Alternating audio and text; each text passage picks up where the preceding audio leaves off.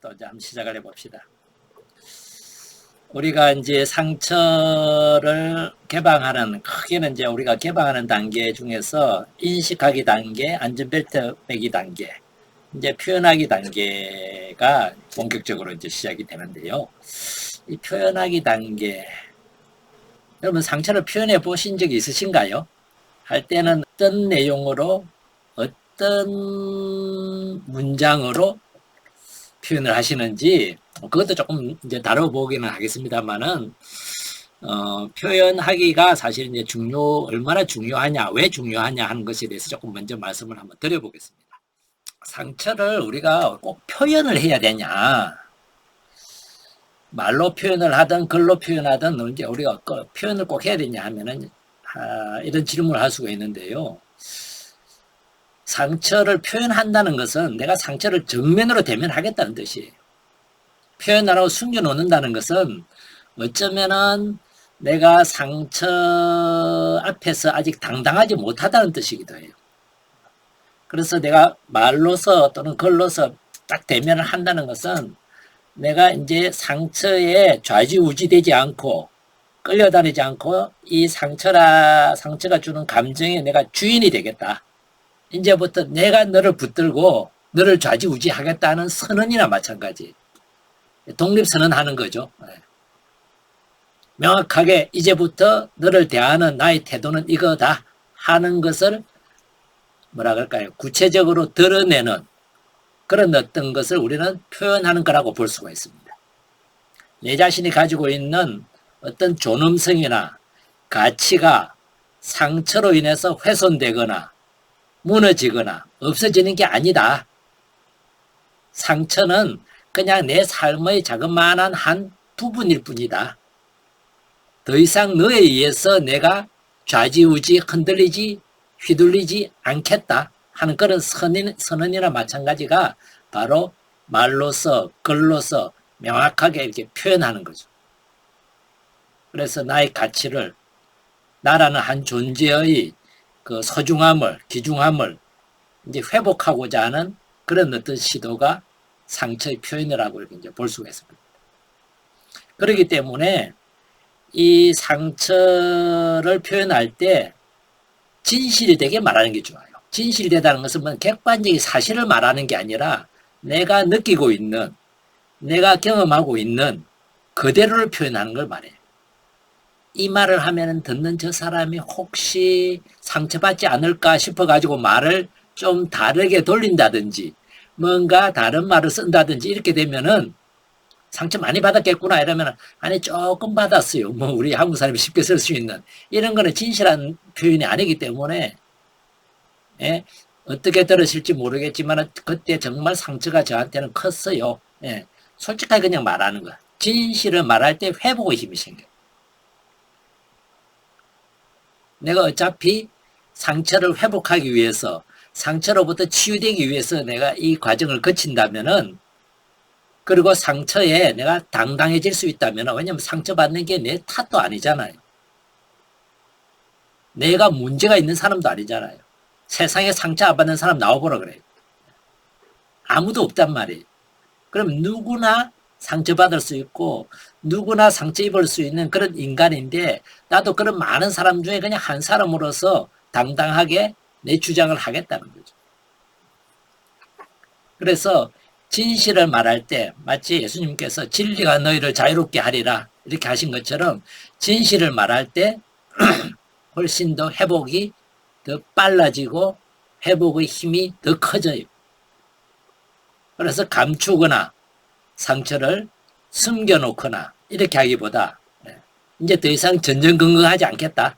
있는 그대로 나를, 상처받은 나를 내가 받아들이고 있는 그대로 나를 이제부터 인정하고 존중하겠다는 그런 선언이 바로 상처를 표현하는 그런 이유라고 볼 수 있습니다. 당당하게 주장해 보겠다는 거죠. 더 이상 상처 뒤에 숨어 있지 않겠다.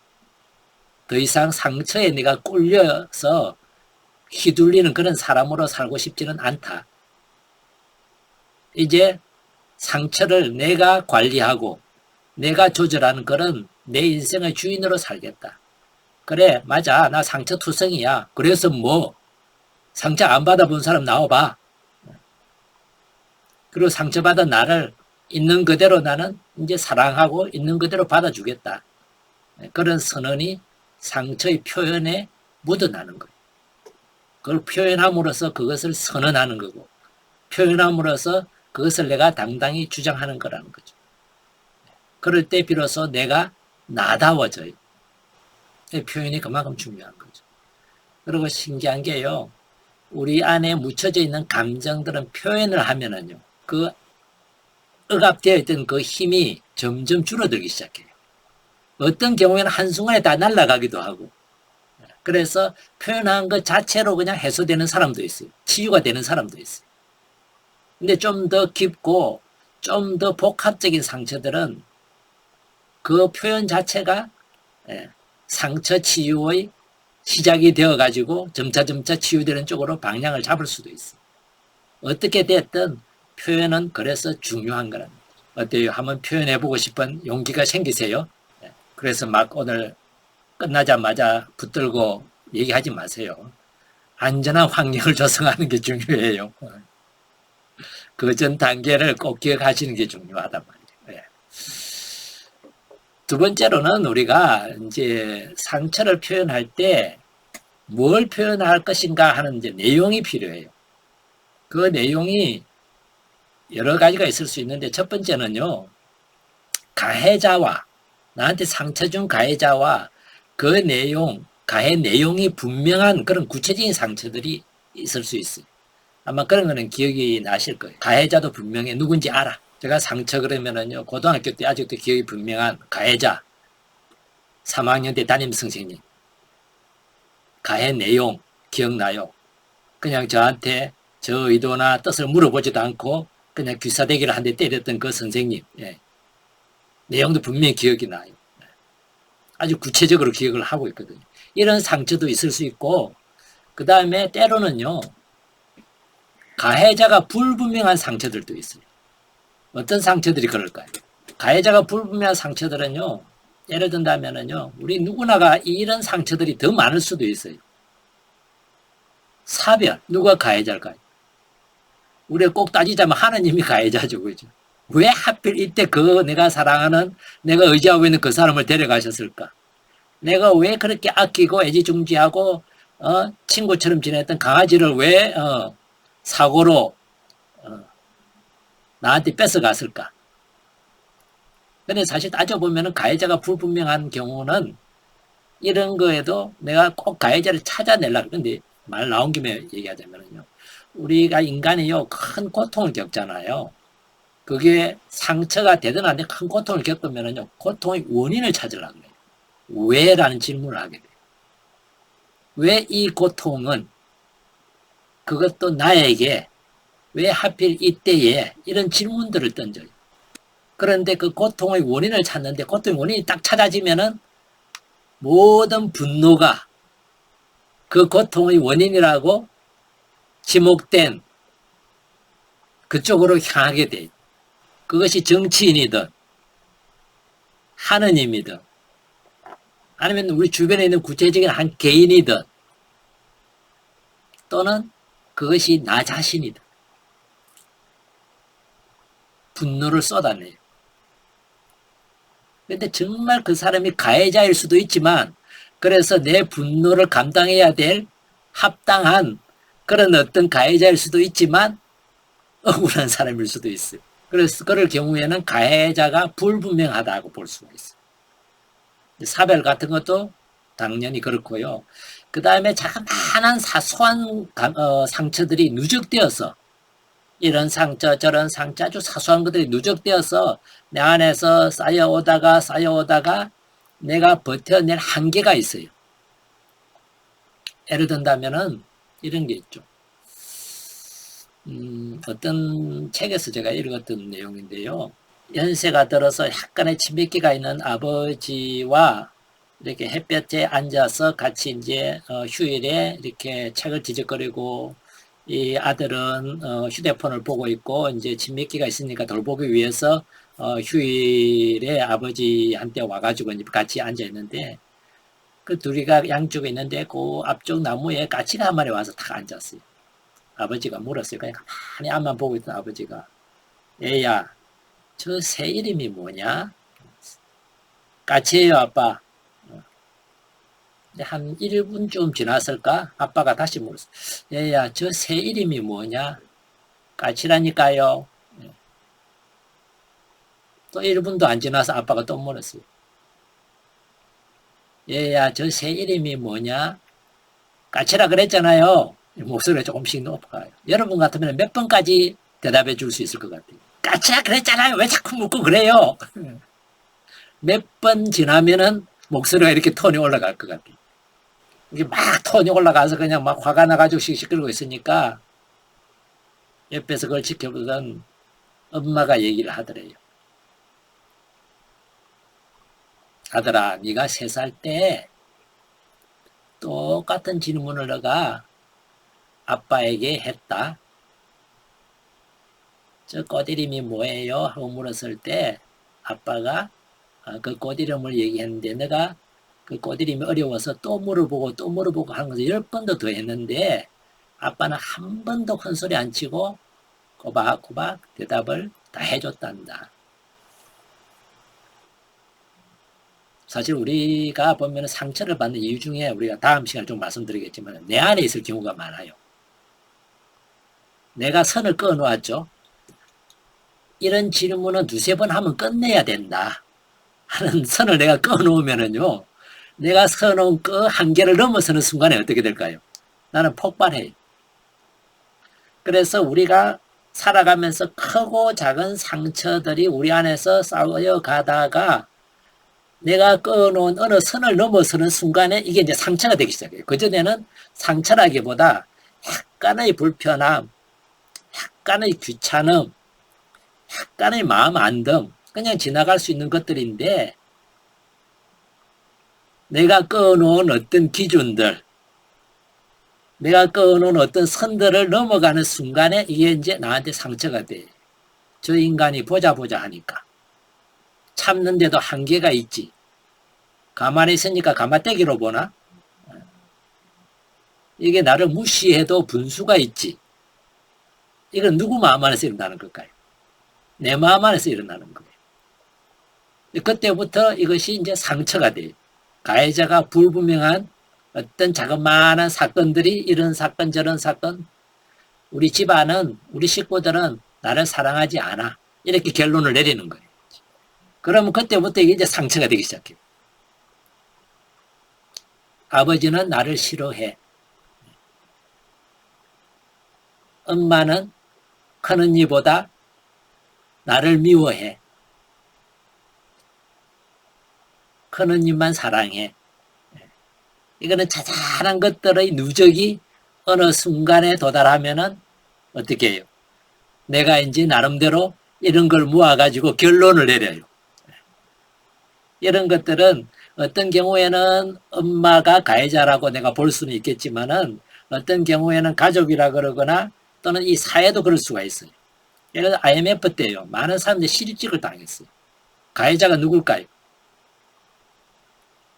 엄청난 아픔들을 겪었단 말이에요.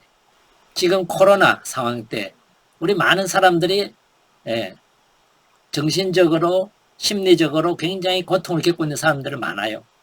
그리고 실제로 경제적으로도 어려움을 겪는 사람들 많고요. 가해자가 누구죠? 엄격히 따지면 코로나죠, 그죠? 근데 이놈이 비지도 않네. 보이면은 잡아서 어떻게 좀 해보고 싶지만 우리가 어떤 통제가 안 돼. 그리고 또 엄격히 따져보자면 코로나는 지 살아가는 방식이야. 이렇게 구체적인 어떤 개체에게 책임을 물을 수 있는, 가해의 어떤 원인을 물을 수 있는 이런 게 없는 상처들이 우리 안에 사실은 살아가면서 많이 쌓여가요. 누적되어 가고 있다. 그게 큰 거라면 모르겠지만, 한 번의 상처가 될 수 있지만은 사소하고 아주 우리가 어떤 때는 인식조차 잘 못하는 그냥 스쳐 지나가는 것들이 모여서 어느 선에 내 안에 이게 누적되어 있다 어느 선에 딱 도달하는 순간에 그게 상처로 이제 우리한테 오는 거죠. 이런 거를 우리는 가해자가 불분명한 상처다 이렇게 이제 말할 수가 있습니다. 그리고 오늘날 같은 데는요, 이런 불분명한 상처 중에 하나가 저는 자본주의라고 봐요. 물질주의. 이 물질주의나 자본주의도요, 인간에게 엄청난 가해를 하고 있어요. 어떤 걸까요? 경쟁사회를 만들어요. 그리고 잘 산다는 개념을 뭘로 바꿔놔서 옛날에 잘 산다 그러면 어떤 개념이었을까요? 참 잘 산다. 이 사람이 삶을, 자기 인생을 참 뭐라 그럴까요? 옛날 선비들의 어떤 그런 가치관이나 어떤 덕이나 이런 관점에서 사람이 참 잘 산다. 이랬는데 요즘은 자본주의 사회에서는 이 잘 산다가 뭘죠? 물질적인 것으로 변형되었어요. 그리고 학교에서도 참 학생 중에서 참 어떤 학생이다. 이렇게 말하면 뭐죠? 공부를 잘하는 학생이에요. 다른 거 잘해갖고는 안 돼. 경쟁에서 우선순위에 있어요. 이렇게 만들어가는 문화가 벌써 자본주의 문화고 물질 문화란 말이에요. 그로 인해서 받는 상처들은 엄청 많죠. 이 자본주의 문화의 선두에 우선 그룹에 있지 못하면요, 나머지 사람들은 자연스럽게 상처받을 수밖에 없는 구조예요. 가해자가 불분명해요, 사실은. 자본주의라고 말하지만 이 자본주의가 구체적인 실체가 뭐죠? 찾기가 참 어려워요. 이런 것이 사실은 참 많은데 이런 걸 하나하나 찾아내자면은 우리가 세상을 바라보는 의식, 관점 이런 것들이 좀 더 깨어있을 필요가 있겠죠, 그죠? 자, 이렇게 나는 언제까지 어디로 갈지 모르니까 다시 보러 돌아가면은요. 그 다음에 또 상처의 가해자가 본인인 경우가 있어요. 어떤 경우일까요? 나의 실패나 우리가 살아가다 보면 실패할 때가 있죠. 실수할 때가 있어요. 잘못할 때가 있어요. 그런 것을 어떤 사람은 살다 보면 그럴 수도 있지 뭐 하고 자기를 조금 더 너그럽게 그리고 반복하지 않으면 되겠지 뭐 하고 조금 더 문을 열어놓으면 다행인데 그렇지 않고 자기 머리를 치고 가슴을 두드리고 어떻게 내가 그런 잘못을 그런 실수를 내가 바보지 못났지 이런 사람도 있어요. 그 가해자가 누가 될까요? 자기 자신이 자기에게 가해자가 되는 경우가 있어요. 스스로를 돌보지 않는 사람도 자기의 마음을 돌보는 것이 다른 어떤 때보다 오늘날 시대에 필요한 때예요. 왜냐하면 누군가가 옛날에는 서로 돌보는 시절이 있었어요. 가족 안에서도 대가족이 엄마가 못 돌봐주면 할머니가 돌보고 할머니가 못 돌보면 할아버지가 돌봐주고 아니면 형제가 많아서 형제들이 서로 돌봐주는 시대가 있었는데 아니면은 동네 아줌마가 이웃집 사람이 친구가 요즘 어디에 다 개인주의화 되어가고 이제 휴대폰이 돌봐주거나 컴퓨터가 돌봐주거나 텔레비가 돌봐주거나 하는 시대가 됐어요. 그런데 그런 어떤 기계들은 정말로 돌봐주지를 못하는 거죠. 오히려 내가 나를 돌보는 걸 잊어버리게 만드는 거죠. 내가 고통받고 있는 걸 잠시 잊게 만들 뿐이죠. 그래서 오늘날 사회는 자기 자신을 돌봐야 되는 그런 사회이기도 합니다. 특히 자기를 돌본다는 자기 마음을 잘 돌볼 줄 아는 거. 마음을 잘 가다듬어 갈 줄 아는 거. 자기 마음을 따뜻하게 유지해 나갈 줄 아는 거. 이런 것이 필요할 때인데 이런 때에 자기를 돌보지 않으면은 가해자가 바로 자기 자신이 되는 거죠. 내가 나를 돌보지 않고 나를 방치하고 상처 속에 뒹굴도록 계속해서 반복해서 같은 상처를 받고 살아가도록 그냥 내버려 두는 것 자체가 뭐죠? 자기 자신에게 자기가 가해자가 되는 거죠. 이런 것도 우리 삶 안에서 우리가 들어 경험할 수 있고 오늘날 어쩌면 우리 자신이 더 큰 가해자로 살아가고 있는지도 모르겠습니다. 자, 이제 그러면은 상처의 가해자 또는 상처의 내용을 우리가 알았다면은 표현을 해야 되는데 누구한테 표현할 것인가? 표현할 때 보면 우리는 크게 세 대상에게 표현을 해요. 하나는 그냥 가해자가 다른 사람이라 하더라도 나한테 상처를 내가 알아들을 수 있게끔 표현할 수도 있어요. 자신에게 표현하는 거. 자신의 상처라면은 더 자신에게 표현하는 게 필요하겠죠. 그죠? 물론 다른 사람에게 표현하는 것도 가능해요. 그 다음에 가해자에게 직접 표현할 수도 있어요. 그 다음에 가해자가 이미 내가 만날 수 없거나 아니면 돌아가셨거나 아니면 표현하기 어려운 어떤 상황일 때는 제3자에게, 그래서 우리가 상담자에게 표현할 수도 있고, 우리가 다음 달부터 시작할 소그룹 안에서도 우리가 다른 그런 같이 같은 아픔들을 공유하거나 그 같은 아픔들을 치유해 가기 위해서 같이 모인 사람에게 서로서로 이걸 표현할 수 있는 걸 우리는 제3자에게 표현하는 거라고 볼 수 있고, 다방이 아니네. 제가 갑자기 왜 다방이라는 말이 생각이 난다. 왜냐하면 이 대륙에요, 2층에 새로 생긴 커피집 하나가 이름이 다방이에요. 그래서 갑자기 그 생각이 나네. 그, 우리 서강님 옆에서 쓰러지고 있어요. 카네에서 친구들끼리 막 만나서, 배우자와의 관계에서 생기는 어떤 상처들에 대해서 막 그 친구들한테 그냥 배우자 욕하고 하는 거는 뭐죠? 3자에게 표현하는 거예요. 그렇게라도 이렇게 이제 표현해내면은요, 표현하지 않을 때와는 확실히 다른 그런 어떤 치유의 효과를, 물론 전문가와 또는 전문가 인도에서 이루어지는 어떤 그 그룹에서 표현하는 것과는 차이가 있을 수 있겠지만은 훨씬 더 표현하지 않는 것보다 효과를 얻을 수 있는 그런 면은 있어요. 그래서 상처 표현을 자신에게, 가해자에게, 제3자에게, 물론 이 대상에 따라서 표현하는 방법이나 표현하는 내용을 내가 표현하는 어떤 그런 걸 조금 다르게 접근하면 좋을 거예요. 이 부분에 대해서는 잠시 쉬셨다가, 우리가 나 자신에게 표현할 때는 어떻게, 가해자에게 직접 표현할 때는 어떻게, 제3자에게 표현하면 어떻게, 그런 거를 잠시 나누어서 조금 더 얘기를 나누고 오늘 시간을 마무리하도록 그렇게 하겠습니다. 지금 시간이 그렇게 별로 없으니까요, 한 7분만 쉬다가 오세요. 지금 33분이니까 40분에 만나도록 하겠습니다. 잠시 쉬었다가 다시 뵐게요.